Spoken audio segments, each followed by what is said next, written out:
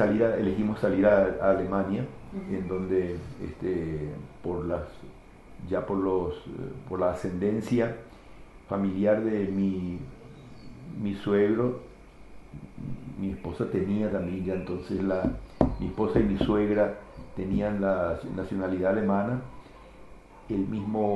La misma embajada alemana nos ayudó en cierto modo, con la presencia del embajador, incluso hasta el momento en que nosotros subimos con mi esposa y mis 3 criaturas al avión, que ya desde entonces, creo que era un avión de Lufthansa en ese momento, pertenecía ya al territorio germano, digamos. Y estuvimos 8 años en Alemania después, viviendo como exiliados. Un momentito. Sí. Un par de preguntas más sobre el momento en el que tenéis que abandonar Paraguay. Tu padre, dices, hace declaraciones a la prensa nacional o internacional. Nacional. ¿Por qué en tu caso te dan 24 horas y tienes que salir?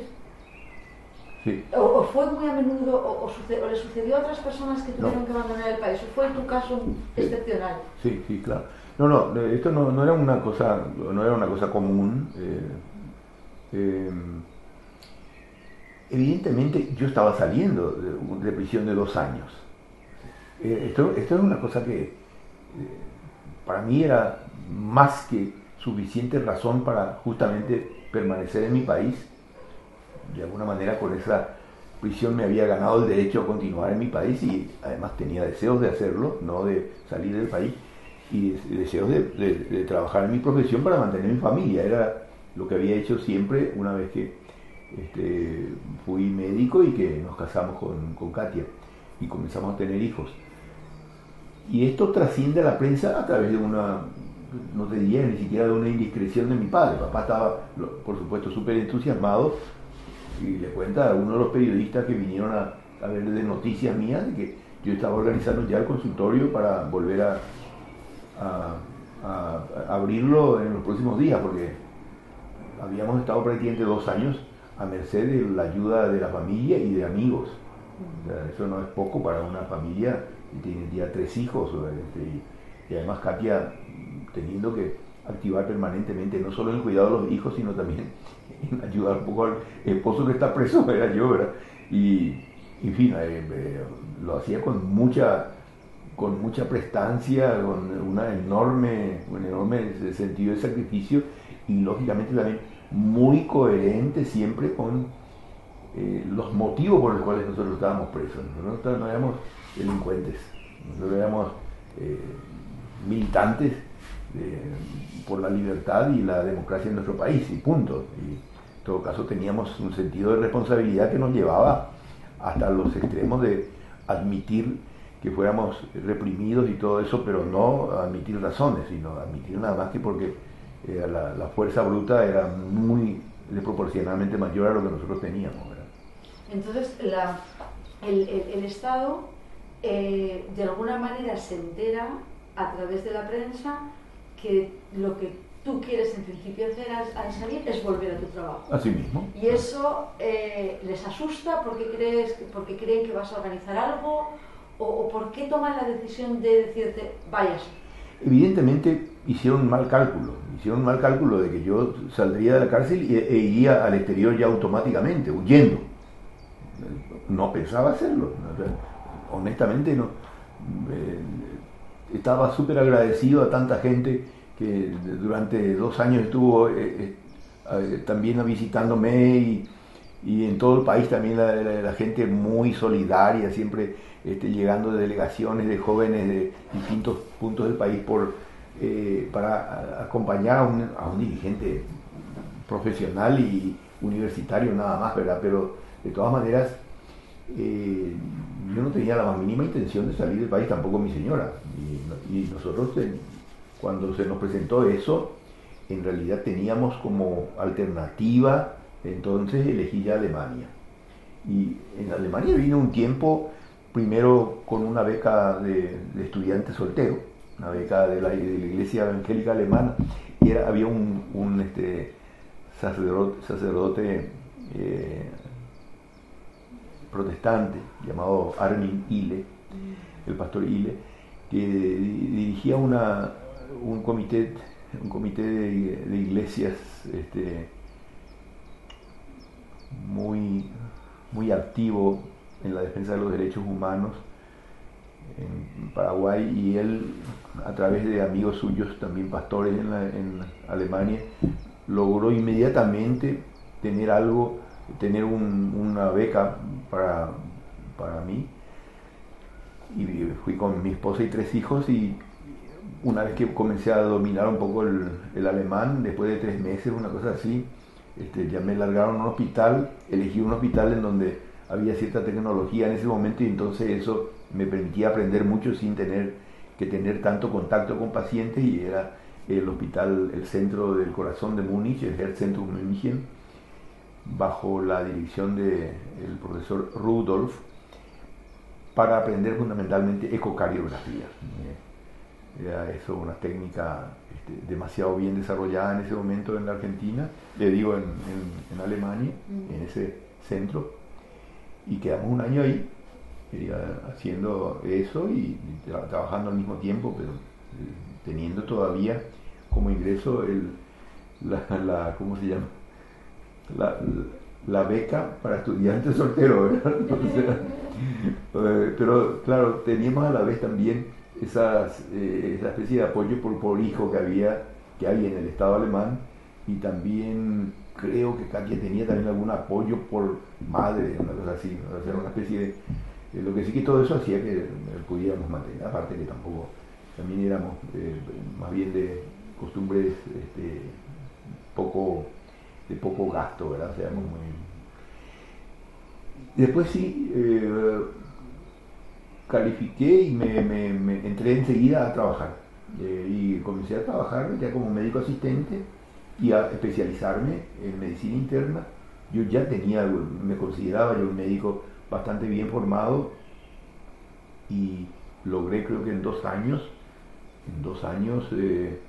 volverme un especialista en medicina interna por la Cámara Alemana de Médicos de Westfalen-Lippe, y después ya fui desde el año 82, si mal no recuerdo, comencé a ser ya médico Leitende Oberarzt, es lo que se llama el médico, es lo máximo que puede ser un extranjero, porque en realidad que desde entonces, y en la localidad del Hospital Maria Hilf de Warstein, comenzaron ya a plantearme que tomar la nacionalidad alemana, para entonces tener la alternativa de ser Chefarzt en el hospital, en el mismo hospital o en otros, porque por supuesto esos son también cargos que están siempre a disposición de los médicos que desean concursar. Pero la verdad es que nunca ni se me ocurrió dejar mi nacionalidad. Eso realmente es una cosa que no pasaba luego por la cabeza. Suficiente era contener a una cantidad de miembros de mi familia como prestados con su ciudadanía alemana, mi esposa y mis hijos, que tenían todos también la ciudadanía alemana heredada del abuelo desaparecido, pero más de eso no. Nosotros estuvimos hasta el 86 exiliados, y después decidimos con Katia, con mi esposa, volver a como diera lugar. Porque la dictadura no había terminado. No, la dictadura estaba en su momento más difícil. Sí, todo bien, sí. Bueno. Solamente miro de vez en cuando para... Sí. O sea, la dictadura no había terminado cuando volviste. No había terminado todavía, y es más, en realidad que presionaban para que nosotros no volviéramos.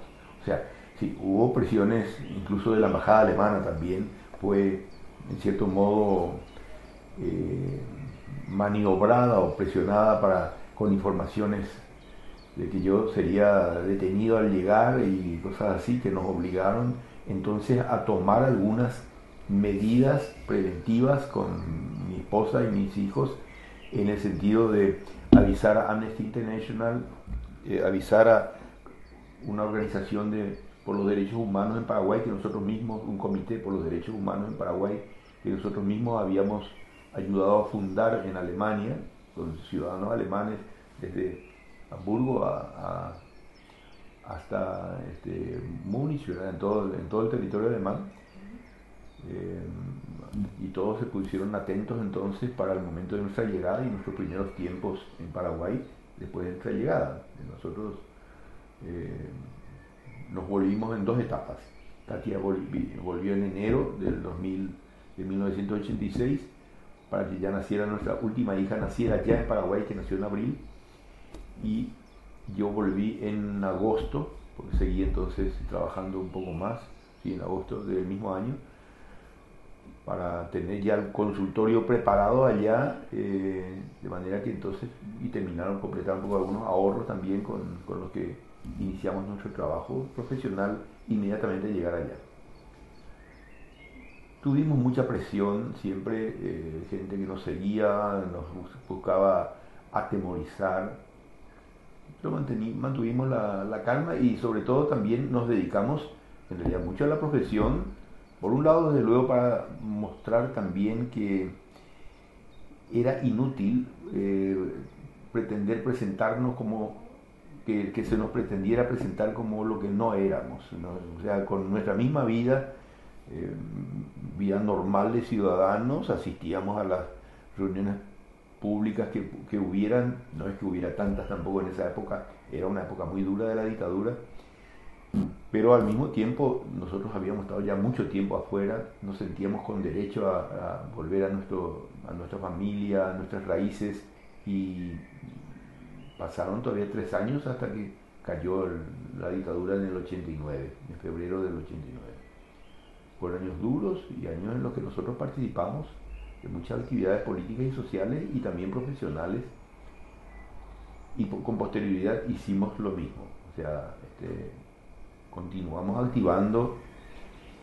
Yo ya como miembro de un partido político, que una vez que cayó Stroessner, consideré que era importante que la oposición se resguardara y se unificara al máximo posible, y lo podíamos hacer bajo la dirección del partido que tenía, digamos, más masa también de adherentes, como era el Partido Liberal. Entré como jefe de organización enseguida y después como secretario general del Partido Liberal Radical Auténtico, así se llamaba, y hicimos que de 80.000 miembros que tenía en ese entonces el partido llegáramos a 600.000 en pocos meses, con el entusiasmo de la gente después de la caída de Stroessner, y también con mucho trabajo de organización para preparar a la gente para elecciones y para formar, digamos, a dirigentes para un nuevo Paraguay. Fue nuestra idea siempre y sigue siendo nuestra idea siempre. ¿Desde cuándo fuiste nombrado secretario de organización? Y en el año 1989. ¿Y cuánto tiempo estuviste como secretario general? Y ha sido 1 o 2 años, y después secretario general 1 o 2 años. También, después ya siempre miembro del comité político y del comité y del directorio del... Antes de pasar a la última fase, que es la fase de la democracia en Paraguay, has comentado antes que vosotros ayudasteis a formar aquí en Alemania una organización. El Comité por los Derechos Humanos en el Paraguay, así se llamaba. Paraguay Comité también se podía llamar, pero era el Comité por los Derechos Humanos en el Paraguay. Con personas, ciudadanos alemanes, la mayoría de ellos, pero también algunos paraguayos, como Wolfgang Karrer, el profesor Wolfgang Karrer aquí de la Universidad de Osnabrück. Sí, ¿Y qué organizabais? Organizábamos actividades informativas sobre la realidad social y política de nuestro país, y tanto, digamos, del norte, el centro y el sur de Alemania, ¿no? O sea, teníamos bastantes actividades. Una de ellas, muy exitosa por cierto, fue impedir que una visita que Stroessner tenía preparada a su pueblo natal llamado Hof en Baja Baviera, Hof, no se pudiera realizar. Y aquello lo hicimos conjuntamente con familiares de él que pertenecían a Amnesty International de esa ciudad. Sí. O sea, fue un fiasco tremendo su plan, que se lo aguamos en ese entonces, de visitar la tierra natal de sus padres o de sus abuelos, una cosa por el estilo. Él creo que había venido invitado por el entonces, no sé si ministro presidente Franz Josef Strauß en Baviera, y no pudo llegar a Hof gracias a la actividad del Comité por los Derechos Humanos del Paraguay. Pero aparte de eso también, de todas maneras, no solamente por eso el comité, también Amnesty International tenía muchísimas preguntas y quejas y protestas contra Stroessner, y habían otras organizaciones más también en el exterior, por los derechos humanos en el exterior, que también tenían mucha influencia aquí en Alemania, ¿verdad? Mirando desde la perspectiva actual hacia atrás, el periodo de transición de la dictadura a la democracia en Paraguay, ¿qué se hizo bien y qué se podría haber hecho mejor en el proceso de transición?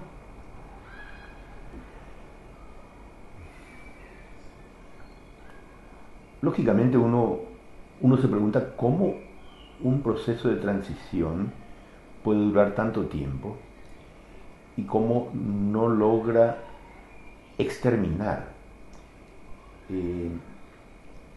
la imagen y el sistema vinculado con la dictadura de la que el Paraguay emerge en el año 1989. Creo que la respuesta tiene muchos componentes. El primero de ellos era, desde luego, la tremenda desproporción existente entre la fuerza de la dictadura, la fuerza militar, económica y política de la dictadura, con relación a al resto de la sociedad, más o menos organizada, pero en realidad en general perseguida, en general sometida por esa dictadura. Esto no tuvieron otros regímenes en Latinoamérica. No tuvieron, sobre todo, a un dictador con esa visión, con esa capacidad, digamos, de someter durante tanto tiempo y de una forma tan global a un pueblo, como ocurrió en Paraguay. En la Argentina no ocurrió en Chile, porque desde luego la dictadura de Pinochet duró pocos años comparativamente con la de Stroessner, la de Videla la misma cosa. En Brasil tampoco ocurrió en países como Venezuela o Perú o Ecuador, tuvieron sus dictaduras, Bolivia misma, pero ninguna de ellas tuvo las características muy concentradas en una sola persona como las tuvo el Paraguay, y esto tratándose además de una persona como fue Alfredo Stroessner, un tipo que personalmente estaba desde las 5 de la mañana hasta las 10 de la noche concentrado en el sometimiento de la oposición. Si te cuento anécdotas como, por ejemplo, cuando siendo yo un médico joven que había venido justamente del exilio con uno de los mejores centros de cardiología de la Argentina, que estaba en torno a un médico prominente de esa época llamado René Favaloro, y trayendo unos equipos de terapia intensiva también, que eran los primeros que traíamos después de nuestro año de exilio en Argentina, y entra en una crisis de salud el canciller de Stroessner, el ministro de Relaciones Exteriores, Raúl Sapena Pastor. En ese entonces era una persona de mucho poder, porque se estaba negociando la formación del Tratado de Itaipú, de la hidroeléctrica más importante, una de las más importantes del mundo, que tiene Paraguay con el Brasil. Cae en un estado de súper crítico de salud. Soy yo llamado por su médico de cabecera para instalar la terapia intensiva, y buen señor hace un paro porque él estaba sangrando incoerciblemente, tenía un sangrado de origen no no entendible en ese momento, con muy buenos profesionales, se lo examinó en los primeros minutos ya de estar con este sangrado que le obligó a ser internado de inmediato una media mañana cualquiera de la semana, y con posterioridad ya me llaman a mí también para instalar la terapia intensiva allí, cosa que no había en ese sanatorio, y después ya entramos a cirugía, a un prominente cirujano, Laurio, etcétera. El canciller tiene un paro cardíaco, inmediatamente su estado era muy crítico, y lo resucitó con mis aparatos a él, y después permanecimos 34 días dentro de ese sanatorio, y cada día, todos los días iba a Stroessner a visitarlo, y después salía y le decía a la familia: ese doctor que está ahí adentro es un guerrillero. Usted le decía al yerno de Sapena Pastor y a otros así: usted venga al palacio, venga a mi escritorio, le voy a mostrar las fotos. Este es amigo de Che Guevara. O sea, él era un propagandista, él era un antivista. Y entraba, bueno, nosotros teníamos un equipo médico, es cierto, todos nos sentíamos medio genios, pero éramos muy inexperimentados, también como médicos todavía. Yo habré tenido en esa época, no sé, 25 años, una cosa así. Pero de todas maneras, eso habrá sido en el 75, 76, por lo de 77. Bueno, lo que sí que de todas maneras, cuando podemos, después de muchas complicaciones, trasladarlo a él a una institución pública, ella me prohibieron la entrada, pero fueron 34 días de tenerlo a él entre la vida y la muerte. Lo salvamos de varias situaciones muy difíciles, y después la familia me pidió para ver si mis aparatos podían seguir todavía siendo usados por él.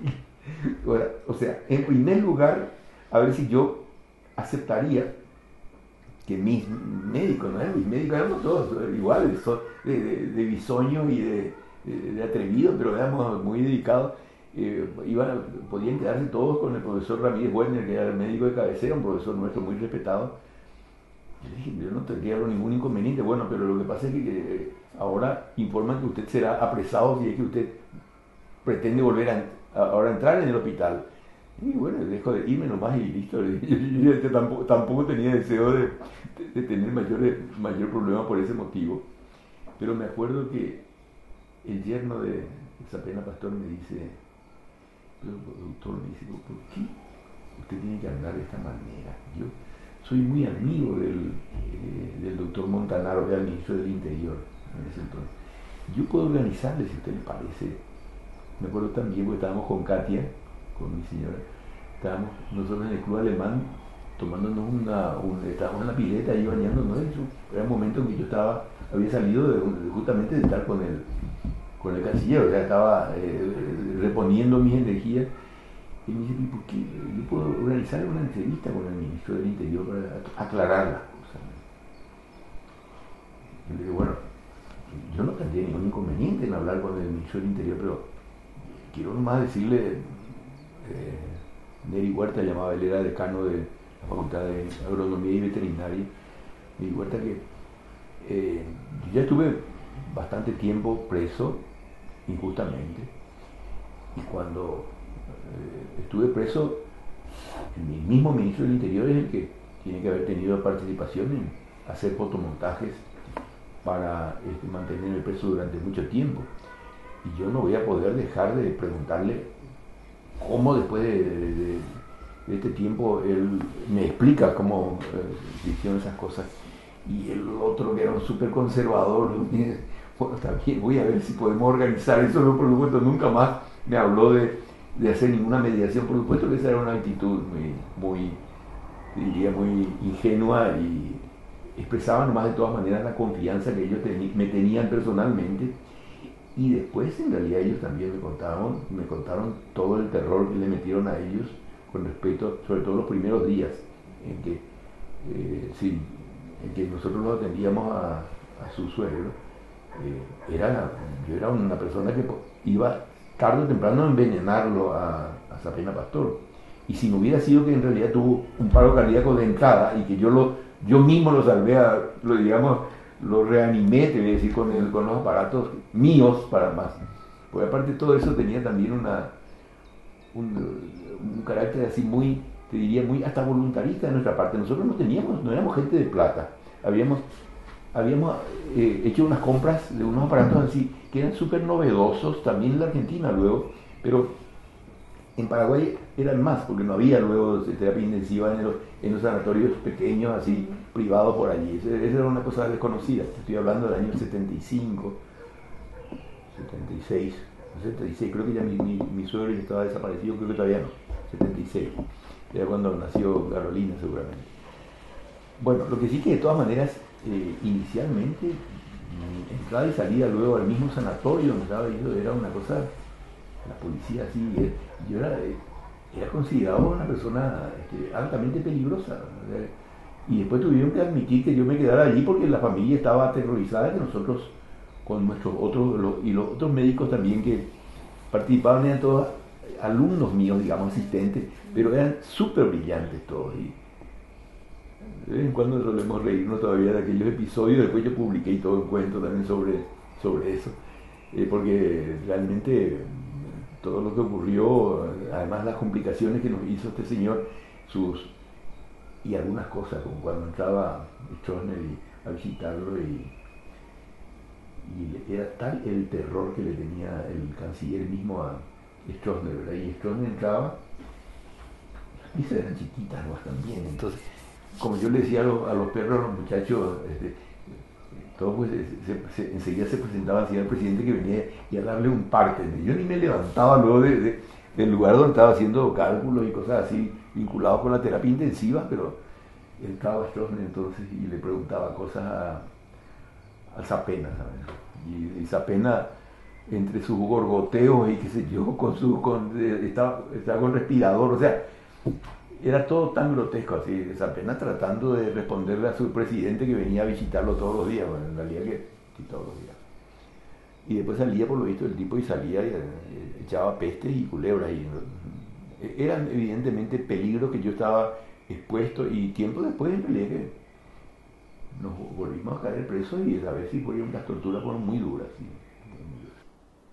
Hasta el momento en que eres detenido por segunda vez, que ya eres médico, que eres docente en la universidad, lo que comentas, ¿realmente tú notas que hay una parte de la población de Asunción, tampoco, me imagino que no era una ciudad muy grande en los años 70 Asunción, no, y que tú eras una persona conocida en Asunción? Sí. ¿Hubo realmente gente que se alejó de vosotros? Pero por supuesto, pero sin ninguna duda.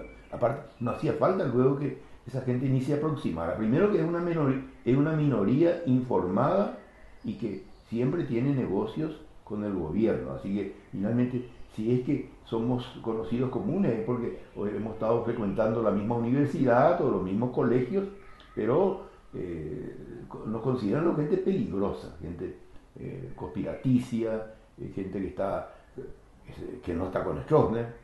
O sea, entonces para muchos sectores éramos, y yo era una persona que me consideraba, yo me considero un ciudadano normal nomás, pero la verdad es que nunca tuve ningún tipo luego tampoco digamos, de válvula para ser demasiado comedido en las expresiones así, sobre todo ya asamblearias y demás cosas. Era conocido que sin tener un discurso incendiario ni nada, pero mantenía a todos juntos, y nuestros equipos en medicina, el hospital de clínica y todo, eran equipos que tenían mucho prestigio, porque no había forma luego de que nadie tratara de negociar con nosotros cosas, por ejemplo.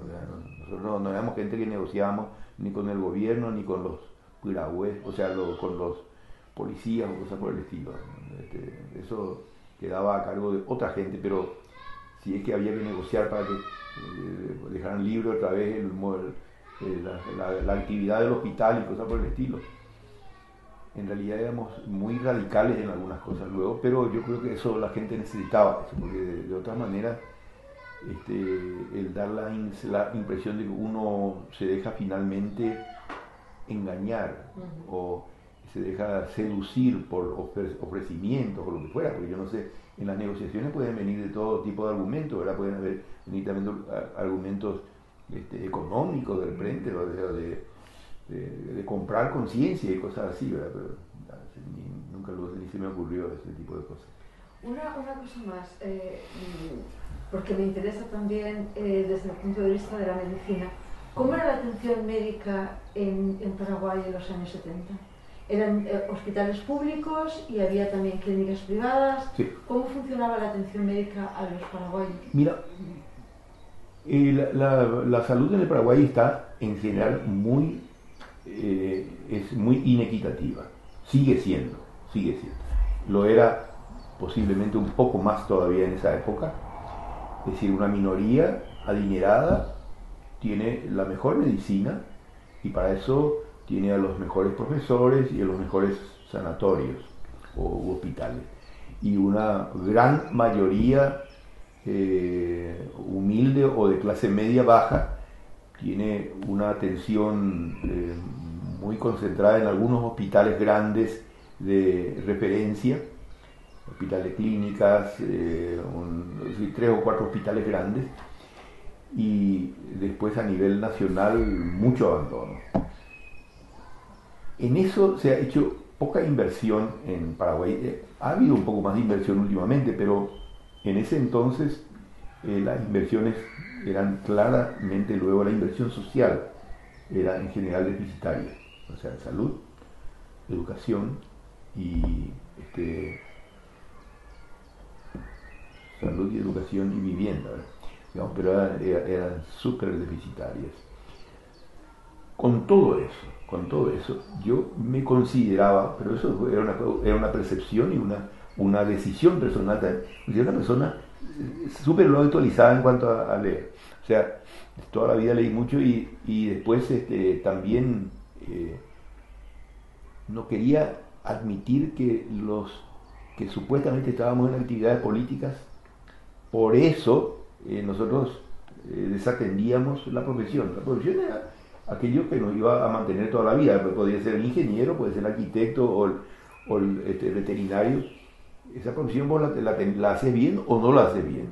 Y en el caso mío, siempre tuve un interés también no sé si por el relacionamiento con la gente. Yo en realidad desde mis primeros consultorios, los primeros consultorios fueron luego en realidad en la cárcel, ¿verdad? O sea, era yo estudiante, yo todavía no era médico cuando ya era considerado doctor, pero aparte de eso también mis primeros consultorios en la calle, digamos, fueron otra vez hechos en el barrio de Chacarita, en el fondo del barrio de Chacarita, en una zona llamada de la Cancha Oriental, una de las más antiguas y más humildes. Y allí un amigo alguna vez me pidió, mi amigo del barrio, me dijo, si yo no me iría allí que ellos me iban a facilitar una pieza y yo podía atender ahí.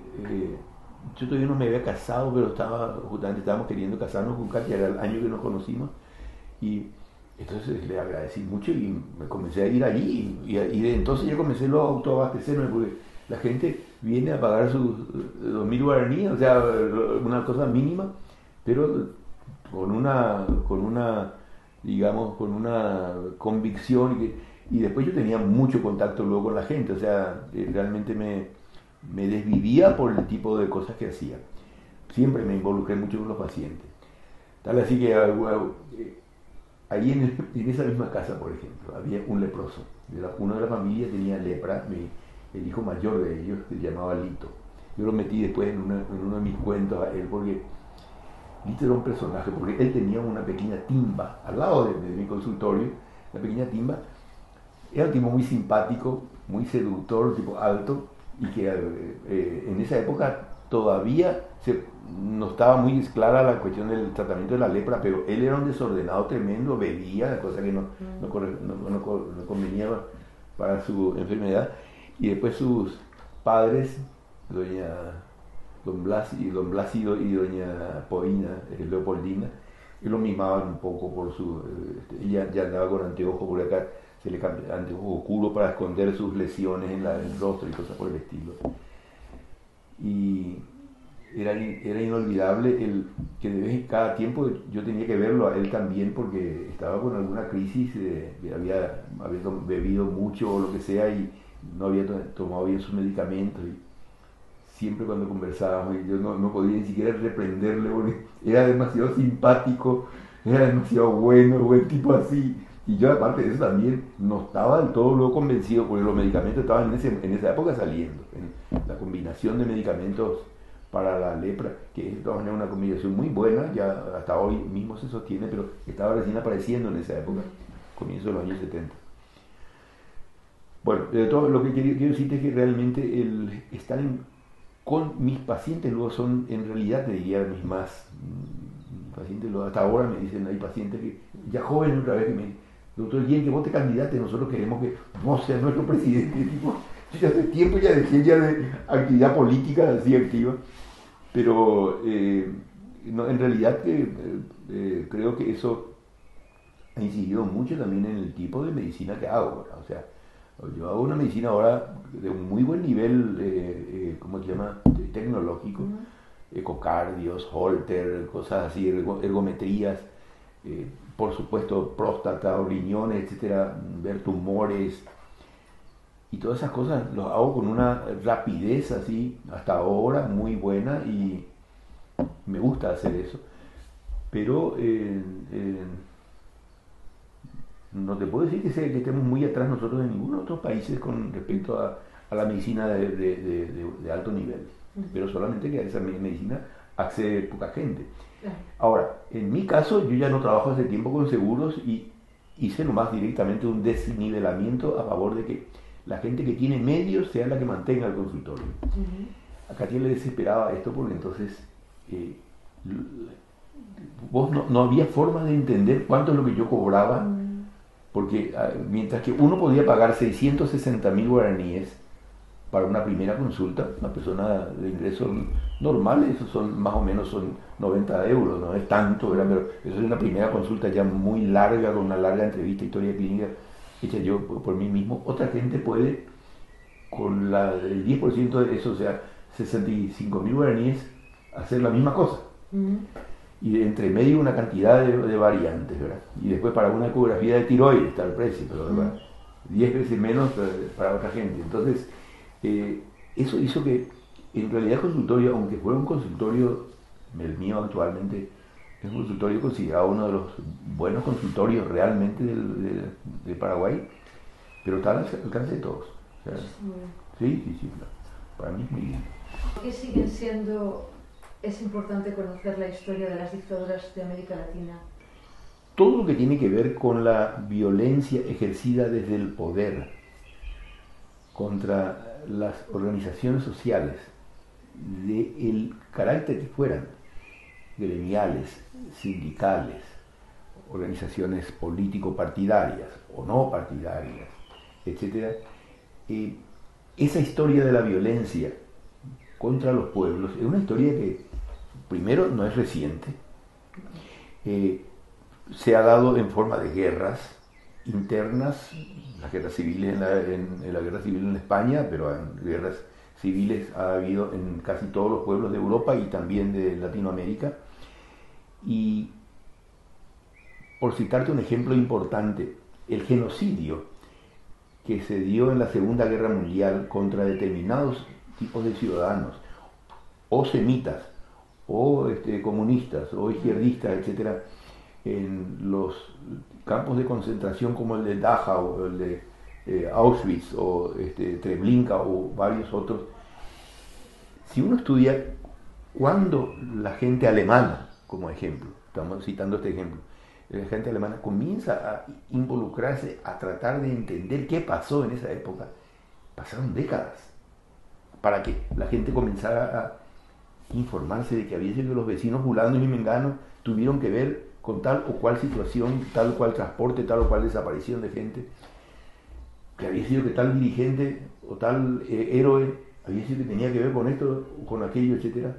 Pasaron décadas y para que eso se introdujera al currículum educativo del pueblo alemán pasó muchísimo tiempo, de manera que Digo más como ejemplo que por eso que este tipo de situaciones como las que han sido motivo de esta charla ahora sean pormenorizadamente después conocidas por los chicos, por nuestros hijos, por nuestros nietos, para que ellos además entiendan cómo en realidad es importante la sociedad libre, la sociedad democrática, y cómo es condenable la violencia, y más todavía cuando esta violencia es ejercida desde arriba para abajo. Todo eso, se llame Stroessner, se llame Franco, se llame lo que fuera dictadura o grupo fascista o lo que fuera, esto es importante que las nuevas generaciones siempre actualicen su información y aprendan sobre esa parte de la historia, la parte oscura de la historia, para que esto no se reproduzca o no se repita en las siguientes generaciones.